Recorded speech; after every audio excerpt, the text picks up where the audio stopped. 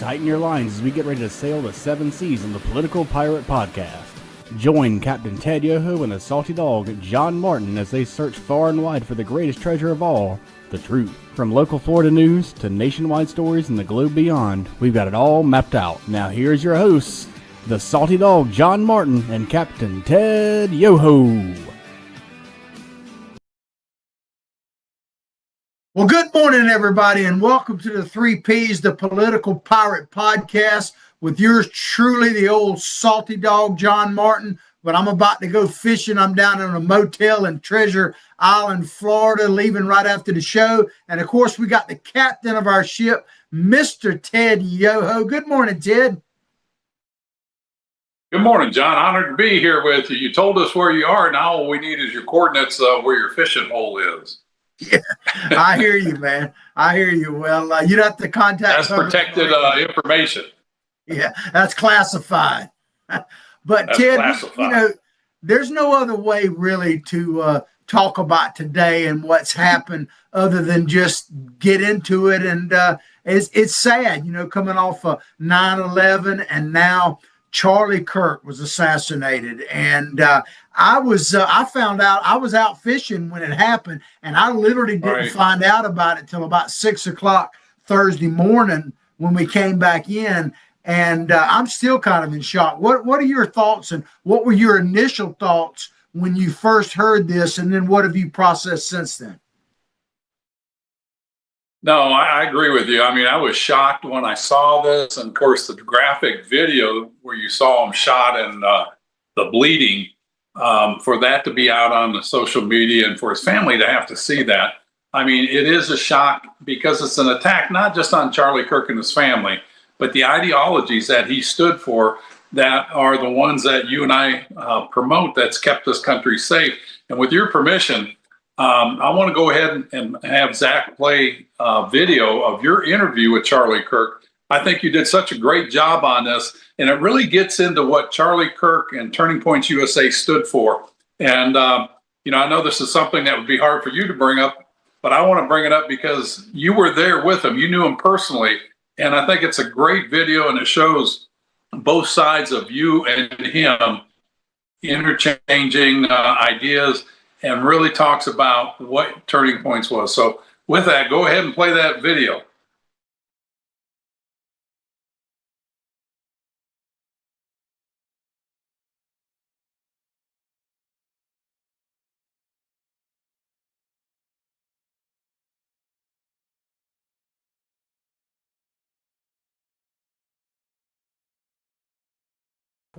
Because my concern is you're hearing all this stuff that Republicans got it in the bag, everything else, and they should, but I'm concerned that we won't rise up and do what we need to do. So what do you think the average American needs to take away from this and do to change things in 2022? Yeah, the country's in rough shape. We're on really fragile footing. We're heading in the wrong direction quickly.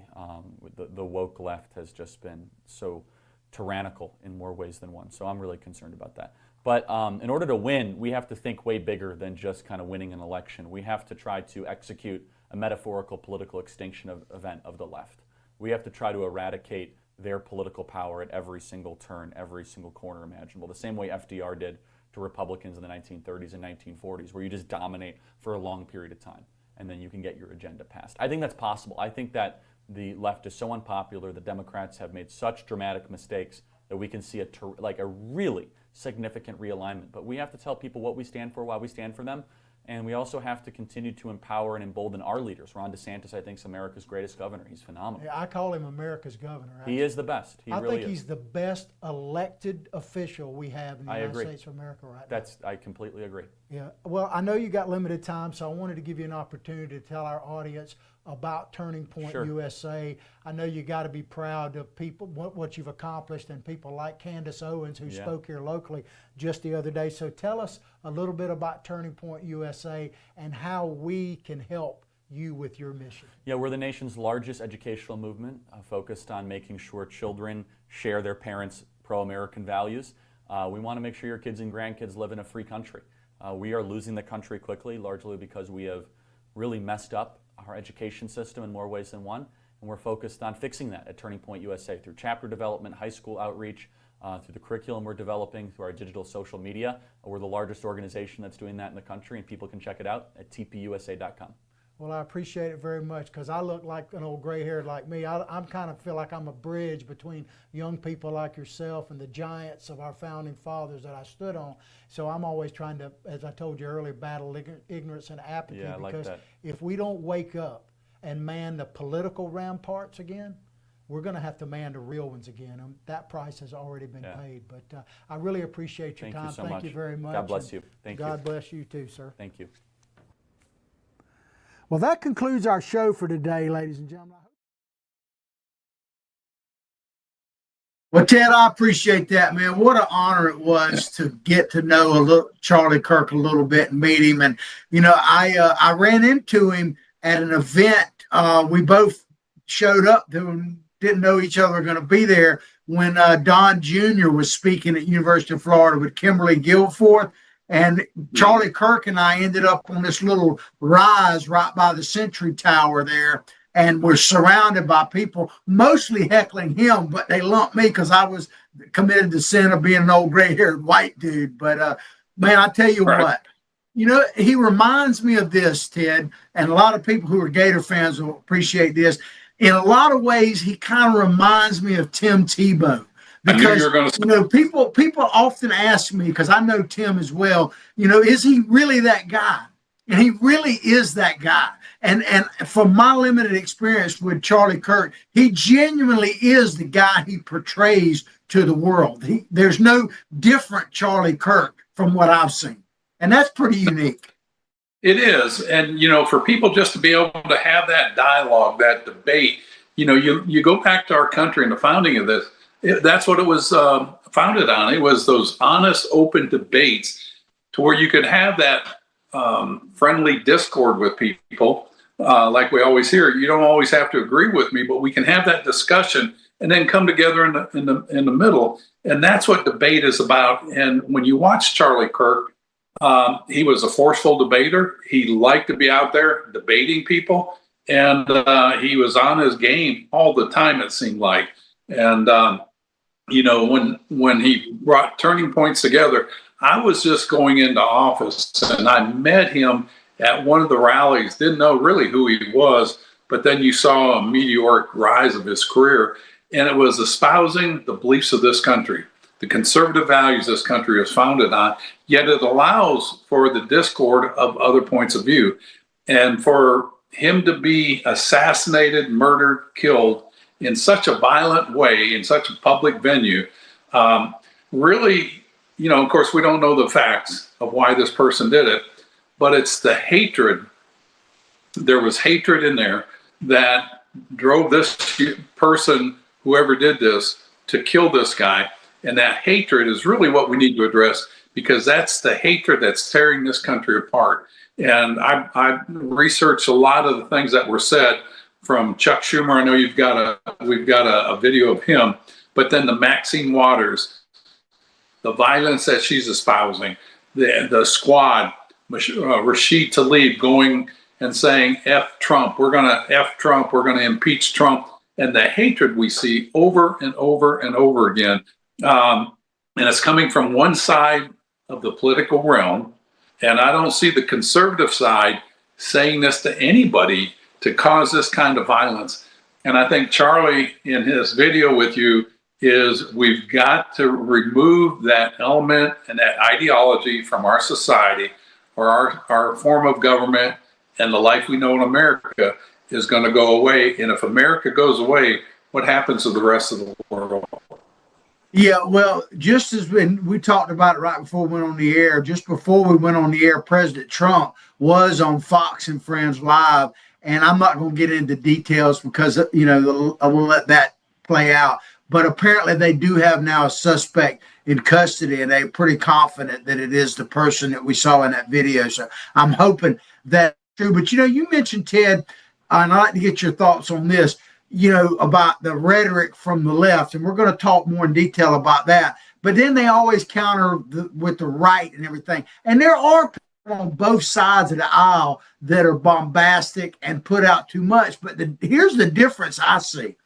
When someone is doing that on the left, they are lionized. They are moved to the top. They're the ones you see on MSNBC every night, all the time, over and over. When they come from the right, they tend to get marginalized and pushed down. So we don't put our dirty laundry, if you want to call it that, up into public view. We try to push that aside because we want to be cheerful warriors, but cheerful warriors. We elevate people like Charlie Kirk. We don't elevate people like, Jasmine Crockett, and even they're elevating, the shooter that assassinated the United States and all that. We don't do that. So I see that is a huge difference. What are your thoughts on that, Ted? No, it really is. And I mean, that goes down to the basic ideological difference between the conservatives, the people that believe in the rule of law, order, and our country and the Constitution. And they have, by the most part, have Judeo-Christian beliefs and believe in a higher power. Where you go to the other side, it's the opposite of that. We're trying to build up our nation, making it better. They're trying to tear it down. And like you said, they celebrate evil. And, whether a person believes in God or not, that's up to them. But if you believe in God, then you have to believe in the devil. And the devil is the one that's bringing that hatred. And, in the Bible, it says, evil or hatred is evil and we need to get rid of it. And the best way to get rid of it is at the polls. Vote these people out of office. And like Charlie Kirk said, do like FDR. Not overrun, but take over all branches of government and get your agenda, because that'll set the course for the next 40, 50 years. And that really is a vision for America. That is, let's keep this country going. I was on a call yesterday. I got invited to participate in the Rockefeller Foundation, which is, in my opinion, I didn't research them, was very liberal, left-leaning. But when I was on this call, their whole thing is, all right, we are at this point in time in history. Where do we go from here? If America continues to fall and decline, who's going to be that guiding power in the world? Is there going to be a force for good, or are you going to be run by China, Russia, Iran, South or North Korea, and Cuba and Venezuela? Do you want those countries with their ideologies setting the standards of how the next generations for years to come live, or do you want the ideologies of the Western liberal democracies with the Judeo-Christian principles that our country is founded on? Do you want them to set the standards? And that's really what the fight is here. And Charlie Kirk espoused that very well in the interview you did with him. And again, John, that was a great interview. Well, I appreciate that. And I'm going to try to pull out the whole interview and post it on our various sites. But I'll just mention this at the very beginning, not of what we played, but the interview I started with Charlie Kirk. We talked, and you mentioned Ukraine there. We talked a little about Ukraine, and what was really interesting to me he said about it. I mean, he's pretty consistent. He has been opposed to the Ukraine war, and he said he doesn't think that the United States, and this was some years ago when it first started, he doesn't think that we have that vested interest. You could debate that or whatever, but then he says about what was happening in Ukraine, the whole war. He said, but that's what you get when you don't have strong leadership coming from the United States of America, which is what you were talking about. And it's not just Donald Trump, it's America itself. If we're not out front leading the world, there are bad results to follow. Well, I brought that up yesterday because they were saying, well, if America falters, who's going to lead the world? And if you go after World War II, there was an agreement called the Brentwood Agreement that kind of set the stage for where we are today. And that's why we haven't had a world war in 80 years. And that was, out of that came the UN, and out of that came the NATO. And I brought up the point, it's been great for America to kind of be the standard bearer on world order, but it's really the Western ideologies. And I said, so do we want America to be that leader? Can we always maintain that? Because you look through history, the British Empire, the Roman Empire, the Greeks, they all were at the top of their game, and then they went away. Do we want America leading that, which I would prefer, not in the sense that we're the policemen of the world, but what I mean by that, and I brought this up, is that the ideologies of what America stands for and represents and fights to protect, is that the ideology we want moving forward? And I think resoundingly they all agreed they would rather have those ideologies with us being part of that and maybe leading the pack on preserving those, because that really is what gives people the liberty and freedom that we talk about all the time on this show. And that again goes back to Charlie Kirk of educating our youth that we talk about. And, it goes right into what our summary of what our program is about educating, motivating, and activating people.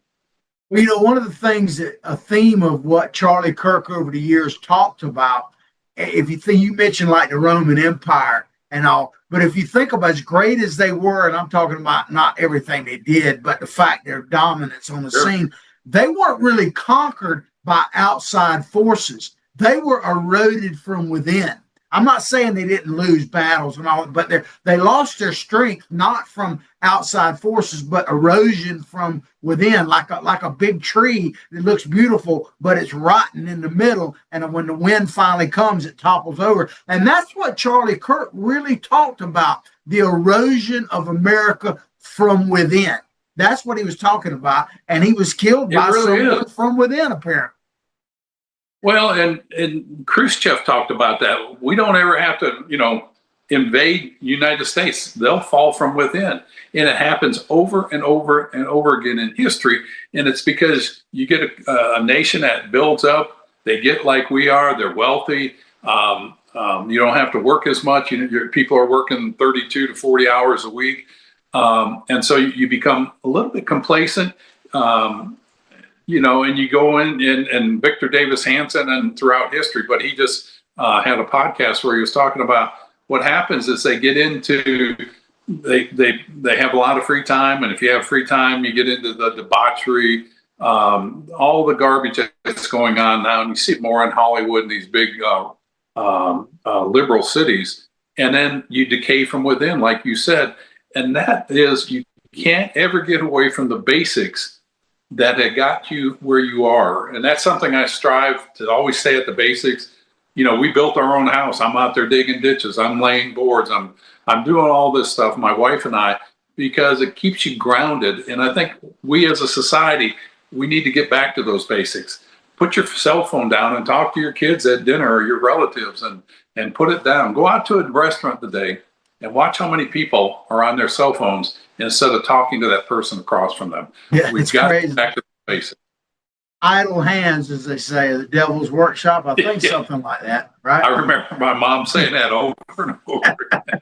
She probably made sure, and a switch will straighten out a lot of good stuff. I remember an old lady in Hollywood.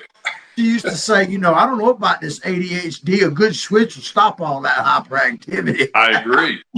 I'm not going to say the words, but George Carlin said the problem with kids today is they don't have a effing stick. They need to go out in the yard and find a stick and go out and play with a stick and make up your own games. You don't need a video.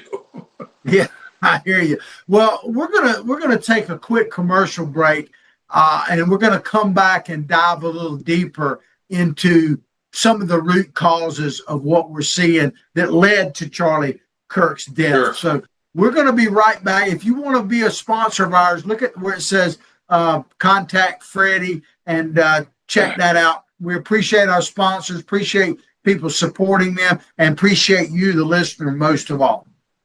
We really do. And you're getting in on the ground floor. As this thing grows, you'll be part of that momentum that takes us nationwide. Absolutely. We'll be right back. Although the owner of Lewis Oil Company maintains she is 29, Lewis Oil turns 60 years old in June. Chevron would like to recognize the North Florida second-generation family-owned business, celebrating its growth and staying power. Lewis Oil Company maintains significant on-hand supplies, strategically located fuel depots, a delivery fleet, on-site service, fuel card locks, and convenience stores. Lewis Oil Company understands its responsibility in the local economy by providing service and delivery on on demand and in crisis. As a first responder for 18 Florida counties and the Southeast from Texas to Virginia, we are proud of this rare accomplishment. Lewis Oil delivers.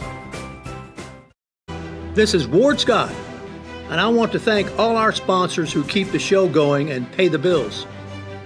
The Ward Scott Files premium sponsors are Crime Prevention Security Systems, large enough to serve you, small enough to care.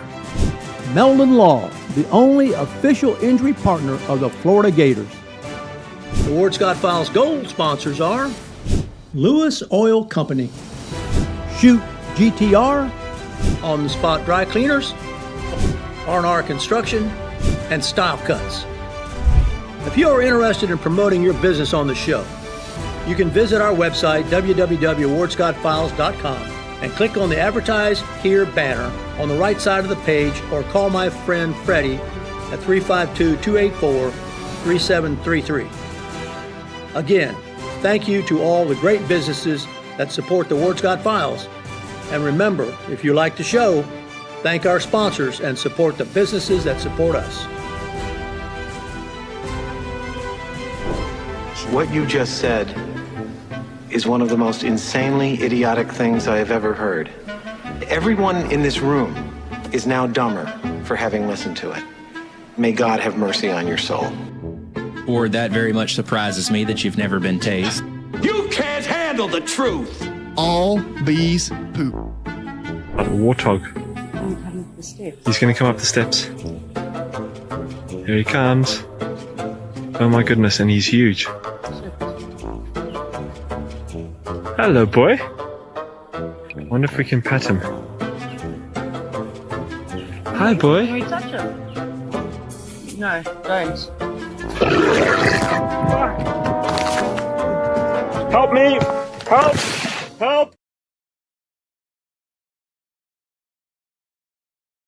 And we're back to the 3 Ps, the Political Pirate Podcast, with myself, John Martin, as your host, and the captain of our pirate ship, Ted Yoho. When we went to break, we were talking about Charlie Kirk and the tragedy of him killing, his assassination. He wasn't just killed, he was assassinated. Let's put it like it is.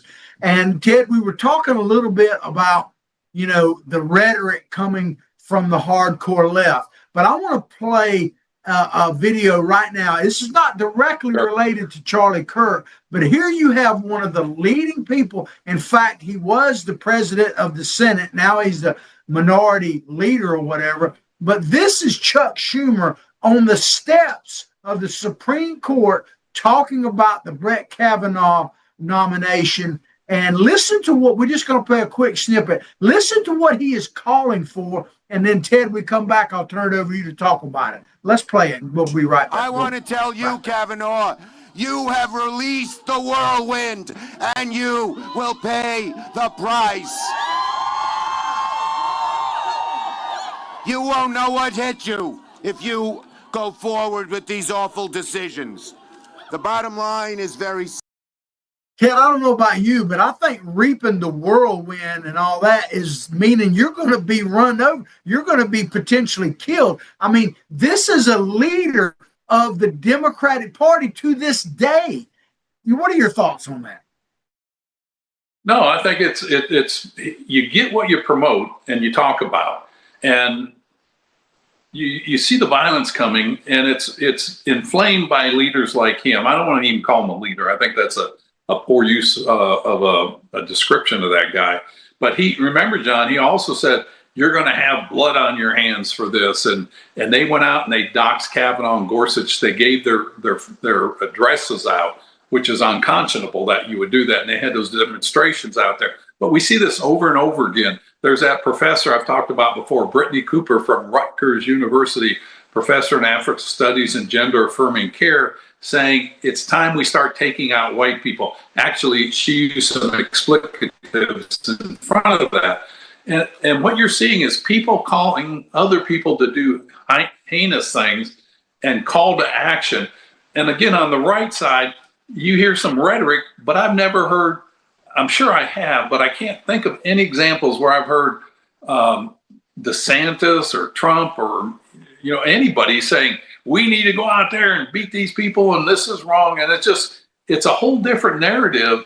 And I think the people that are doing this on the left, they're fearful that they're losing the argument and they're losing their base. And I think we need to follow Charlie Kirk's example or recommendations. We need to make sure that we don't lose an election for the next 50 years. And overwhelm the direction of this country. Yeah, absolutely. Well, you talk about elected officials. Well, we documented on the show a month or so ago about our local school board chair talking about when Hulk Hogan's untimely death, good, one less MAGA. Well, I'm not going to say the name because I can't totally verify this, but I just saw breaking today. Apparently there's a mayor, a Democrat mayor of one of our cities here in the great state of Florida that essentially said literally that Charlie Kirk got what was coming to him because of the people he supported, mainly Smith and Wesson. And if true, that guy needs to go. But I guarantee you, if that were a Republican saying that, they would be top of the news and they would be they'd be ousted almost immediately. Well, along that lines, you go back to our school board member here, the lady that's in head of it. Rockwell, I think was her name, about Hulk Hogan when he died. Oh, that's one less MAGA supporter.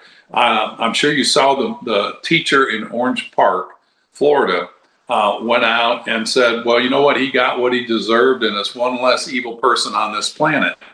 She's been suspended, and I hope she gets fired because she's teaching at the elementary school level. And I think you're going to see the tides change, and they'll be less tolerant because, you look at it, we've been very tolerant on the conservative side with all the garbage they throw at us. And, we really have taken the higher road. We'll fight back in words and in actions, but we don't get violent like that. And we hope we never get that way. But we can't go on this way in a civil society because you get a breakdown of that. And you see the principles of the left, defund the police, let people out of jail, let people shoplift if they need it or if it's under $1,000. And you get the garbage that we're seeing with that death of Irina, the Ukrainian lady on the bus, and all these other crimes that are going on, that it's an accumulation and a manifestation from what the left ideology has created in this country. Keep in mind, what they want to do is what Khrushchev said from Russia, the premier, America will fall from within. And that's what the people on the left are trying to do. And they want to do that. And they're mad now because they see the tides changing.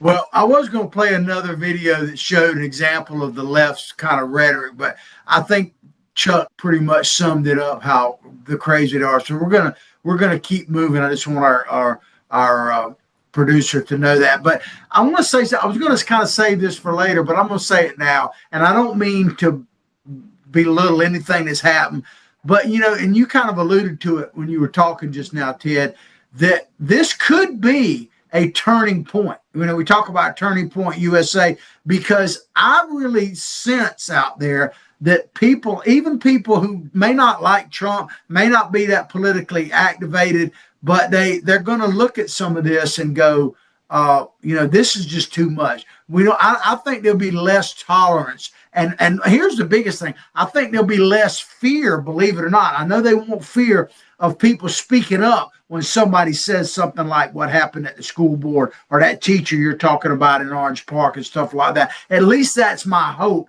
I really believe if we want to honor Charlie Kirk, it's not about violence. It's about carrying that message that the United States of America is a unique place and is worthy of every effort to save her and support her. And that not only we need this country, but the world does. That's how I'm hoping people will react to this who love Charlie Kirk.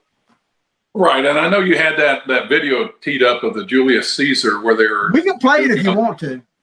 Yeah, I think you should because, again, this is what that side of society is promoting, and it's the killing of Donald Trump as Julius Caesar, and they're edifying this, and it's a play, and people are applauding, but it's also a reminder that history repeats itself. And it's up to us, this generation, to say, we're not going down that road. We know what happens. And so we need to change direction here. And we're changing it on the conservative side. The left is wanting to go down this road. Okay, well, maybe we'll give it a minute here, and I think our producer's probably got it pulled back up. He's pretty on the ball. But, the thing is, and the reason I wanted to play this video is because the rhetoric we hear about Hitler, Nazis, fascists, threat to democracy, threat to our way of life, all these labels, basically, who wouldn't want to go back in time and kill Hitler and stop the Holocaust and all of that mayhem? So when you're labeling people that, it gives you permission to do exactly what they're doing in this video. We'll play. This is a depiction of Julius Caesar from the past, but it's Donald Trump being stabbed to death like Julius Caesar, the real one, was. Check it out. Julius Caesar like you've never seen before.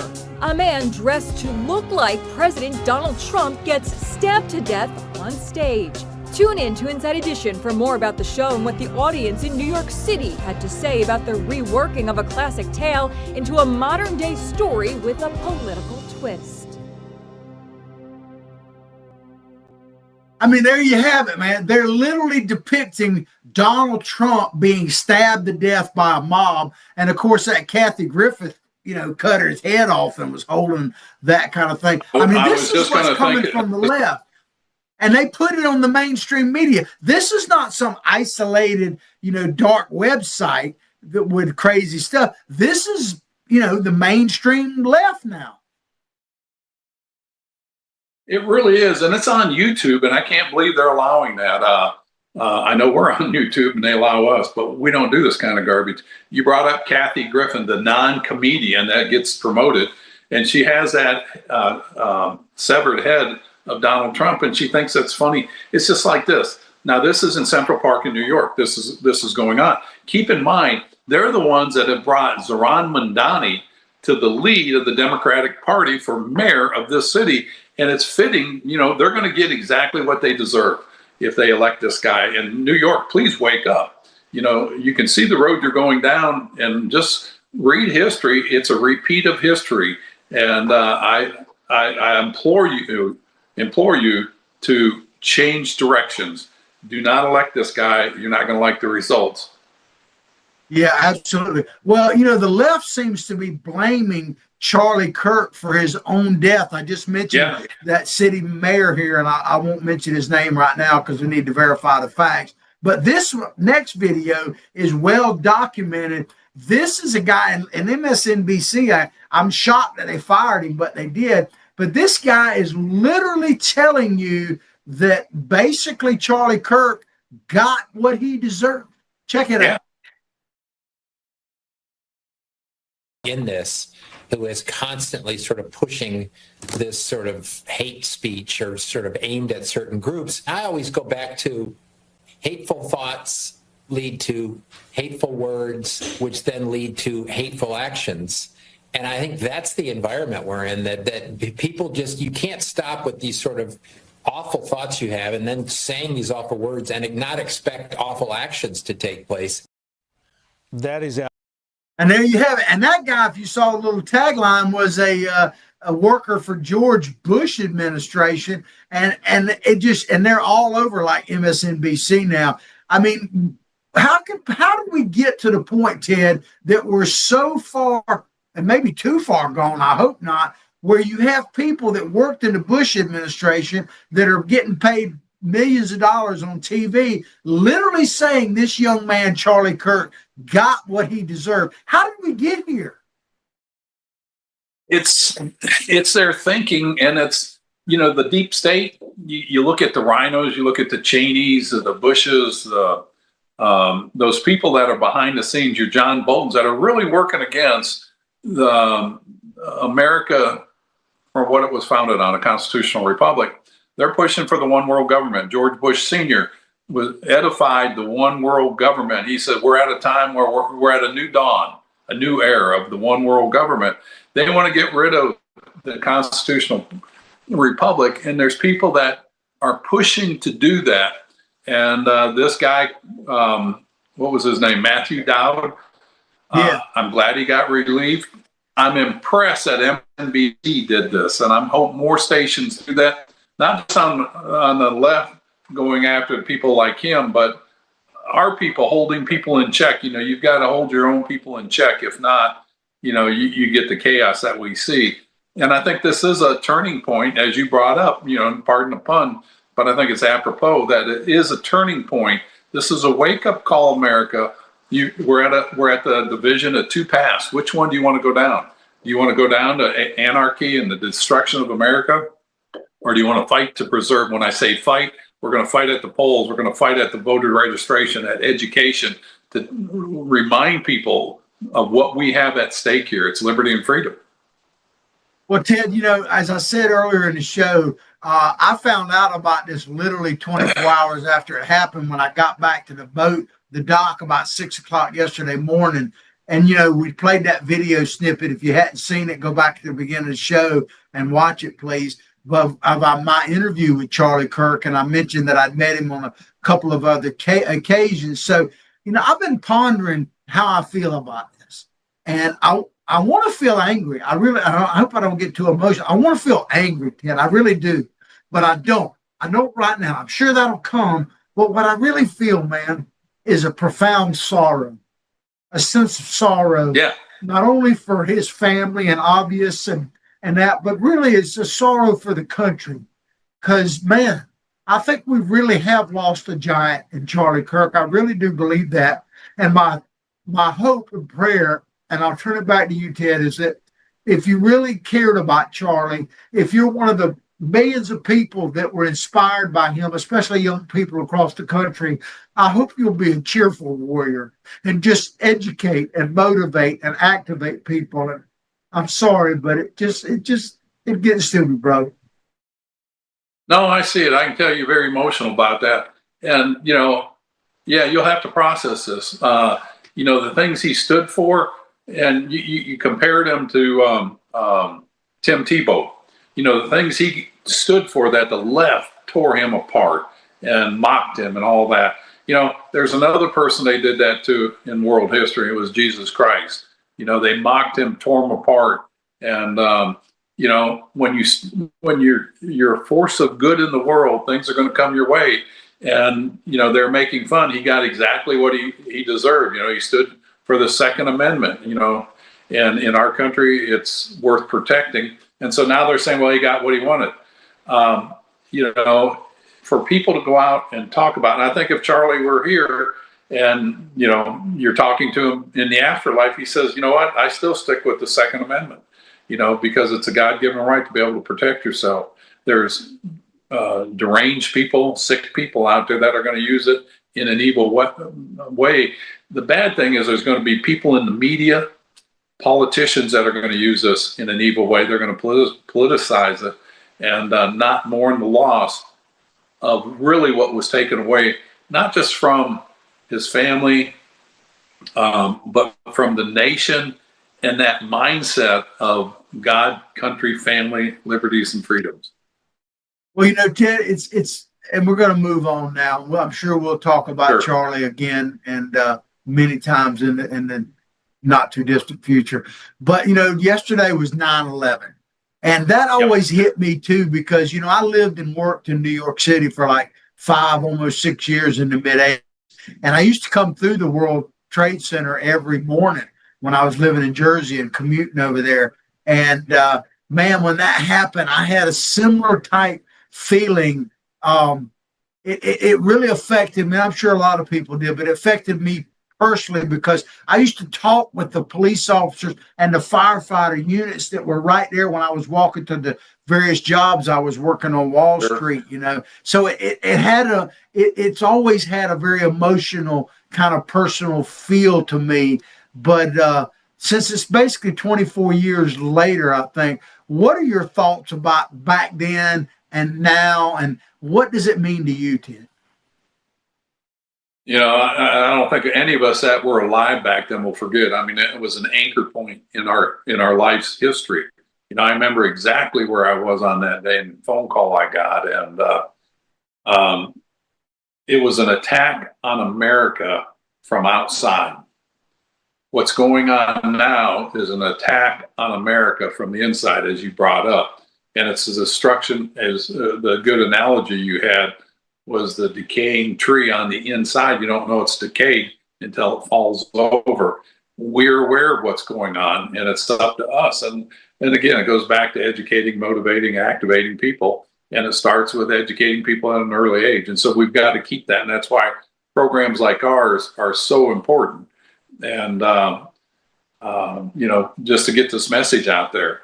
And it's a age-old struggle, good versus evil. And you want to be, what side you want to be on. And you look at America, it's not a perfect country. Yeah, there's many atrocities that happen in this country. But through the progression over time, it's become a better country. And it's one of those things that if we back away from this from today, if this country fails, who's going to lead it? China, Moscow, Putin, Kim Jong-un? Those are the dark ages coming if we do that. Absolutely. Well, you kind of alluded to it, and I wrote in my notes here about, 9/11 was obviously this terrorist force that hit us in a huge way, killed obviously 3,000, almost 4,000 people, that kind of thing. But here's the tricky thing, is I was thinking about that in reference to Charlie Kirk, and I'm not trying to really compare the two, but I sometimes wonder which is the greater threat to us, an outside force attacking us or the enemy from within. And I'm sometimes believe that maybe it's that, because 9/11, for at least a period of time, united us to a certain extent. We had a sense of common feeling of a nation and all that. But what's happening in our country right now seems to be ripping us apart. And we're doing more damage internally to ourselves than any Al-Qaeda group could have ever done. So I don't know. I'm confused about that. No, it's the more detrimental one is the decay from within. And how do we get there? You got there from what's being taught in these schools. It's like that Brittany Cooper at Rutgers University saying that it's time to start taking out effing white people. This is a professor at a university teaching people. It's the teacher in Clay County with elementary school saying he got what he deserved. It's one less radical on the world. Or the school superintendent, Rockwell, in Alachua County. Well, one less MAGA. That's going to our children. And I was very happy to see at that school board meeting where the the guy over all the superintendents said that we're going to have prayer, we're going to do the Pledge of Allegiance, we're going to teach American values and tradition. That's what we need to get back to, John. It's going back to basics and educating people. That's how you get rid of that decay in that tree so it doesn't fall over. Well, the thing too on 9/11, and I know you'll appreciate this because you talk about it quite regularly as well you should. But, have we forgotten? What have we learned from 9/11? Because right now in New York City, they're on the verge of electing a mayor in Mandami that said globalize the infantatum and has not backed away from that really. And that means kill all non-believers, not just Jews. And that's bad enough, but kill all non-believers. And this is a city that they targeted with 9/11 to kill non-believers. And now they're about to elect this guy mayor. Have we learned anything? I mean, or have we forgotten everything, Ted? Well, you're going to repeat history if you forget your past. And, again, 9/11 was a failure of foreign policy and the United States meddling in places we shouldn't. Since World War II, we went into the Korean Peninsula under the guise of preventing the spread of communism, but it was really to help protect the French. Their colonializing that they were doing on the peninsula. Same thing with the Vietnam War. So we went from protecting our allies and getting rid of these authoritarian governments to preserve liberty and freedom and the ideals that we stand for. And then we started meddling, and that brought on stuff like 9/11 and things like that. The war we have now is more severe, and it's going to be more detrimental if we don't get rid of these left-wing professors in these universities and go back, and we need to go back to teaching those fundamental principles. And we have time. We can do it. Charlie Kirk was doing it. And the left thinks they got rid of him. They didn't get rid of him.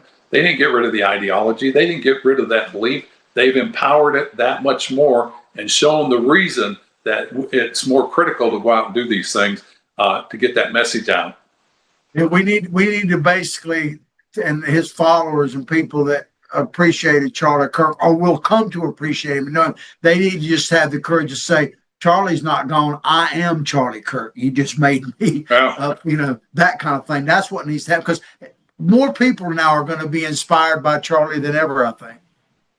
They really will be, and they're not going to be afraid to speak out. There was a congressman from, I think it was in Virginia, that gave a floor speech, and I'll send it to you, and we can talk about it maybe next show, where he was saying how what happened with Charlie Kirk was a wake-up call, and basically what you just said, we will become that. We will not back down.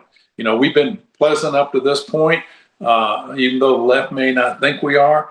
And, I hate having that conversation, us against them, but really that's what it is. And I look at it more as good versus evil, and understand that everything we do on our side, there's some stuff that shouldn't happen. And we need to sift through that and work at becoming better in the things that we represent and we stand for. I don't think you can ever go wrong being good and good intentions. But the stuff that they're doing, it's just like that play of them mocking the killing of Trump in the name of art and Caesar. Give me a break. I mean, that's garbage, should never be viewed. It should never be produced. But again, it's New York City. What do you expect from somebody that's in bringing up the possibility of a mayor that, like you said, a global intifada? Well, Ted, you always inspire me, sometimes even if you're not trying to. But what you just were talking, what popped in my head was my personal favorite saying of Dr. Martin Luther King, who was assassinated as well, where he said something to this effect, that our times will not be judged by the evil that men do, but by the good people who stand by and do nothing. I think that's where we're at. Well, it is. And, who killed him? It was people on the left. Could have been the government. I don't know, the deep state. But you go back over the years, the evil, you look at slavery in this country, the Democratic South is the one that wanted to take out the black people and keep slavery going on. The Jim Crow laws came out of the Democrats that are the left. And it's become more violent over the years. And they're at a point where we need to work to make sure they're never in power until their ideology changes and they want to work to make America a better, stronger country. And we can't afford to back off. And so there will be not just one Charlie Kirk, there'll be thousands of Charlie Kirk espousing those ideologies. Absolutely. Well, we only got a few minutes left, and there are other news out there. One that's really going to impact us over the next couple of days and week or two and maybe longer. And I want you to explain this, Ted, because you've been right in the middle of all this in the past. But the GOP, and this is from a CNN title, goes nuclear in the Senate, changing rules to speed the confirmation of Trump's nominees after negotiations with Democrats have collapsed. So they're saying that they're going nuclear because and I'm going to let you explain it more in detail, but essentially the Democrats have done every procedural thing they can to prevent Donald Trump's nominees for his administration from going through. And basically they've had enough of it and they're going to change it. So what is happening with all that?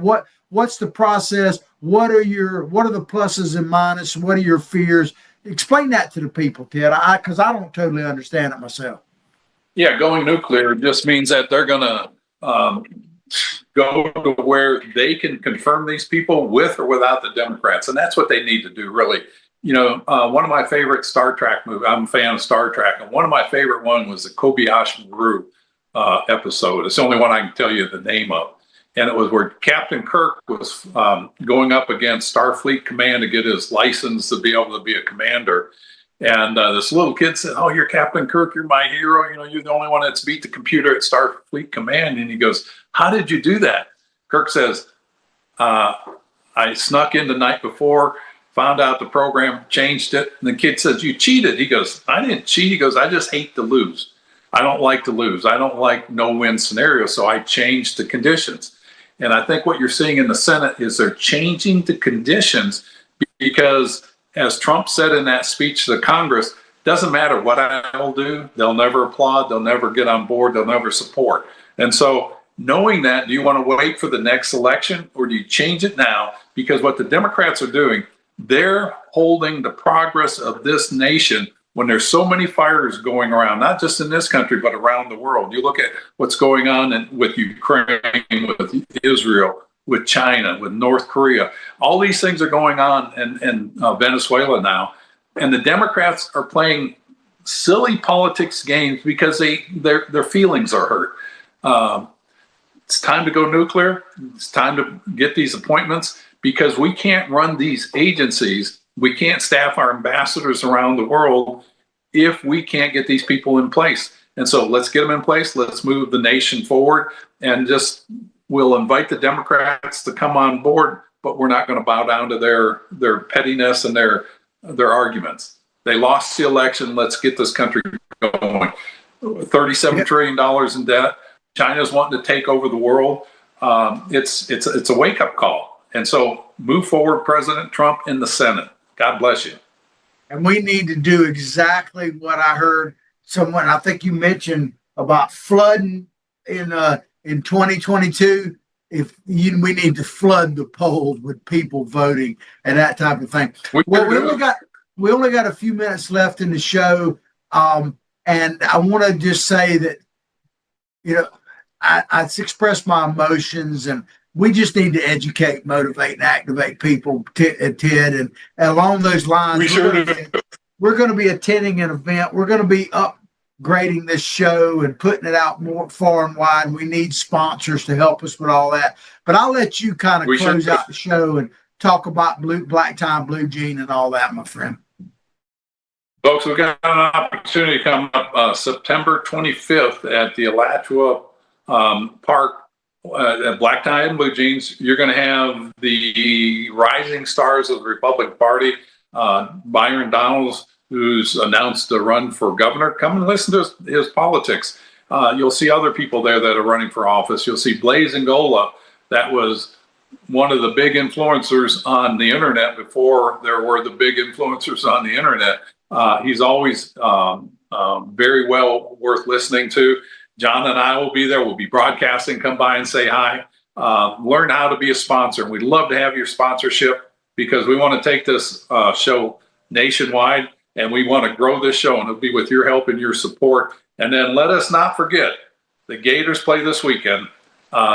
They play LSU at LSU, and they're going to need our thoughts and prayers and all of our good mojo on that team as they travel up there and bring home a victory for the Gator Nation. Yeah, absolutely. Well, what he said, I hope everybody has a safe, glorious weekend. And I hope the fish are biting wherever my boat is. And beyond that, ladies and gentlemen, think about it. Hug the people you love just a little bit tighter this weekend. I know that's what I plan to do when I get home and everything else. And God bless America. And, I am Charlie Kirk now. I'm not, you know what I'm saying? I am one of those people. We're carrying the movement further. It's going to multiply. Y'all take care. Have a great weekend. Peace out.